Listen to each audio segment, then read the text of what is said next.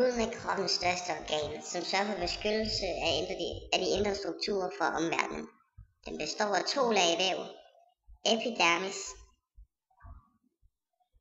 og dermis.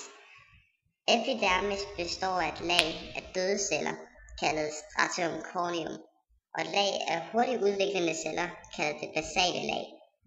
Når celler fra stratum corneum bliver slidt af fra fysiske aktiviteter, kommer der celler fra det basale lag og erstatter dem.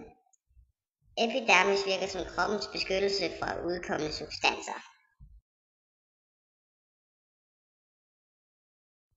Under det basale lag ligger det tykkere lag dermis, som består af kompakt samlet væv.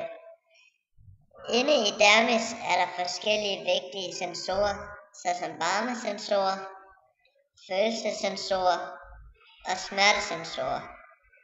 Dermis har også andre forskellige strukturer, såsom svedporer, hårporer og blodbaner.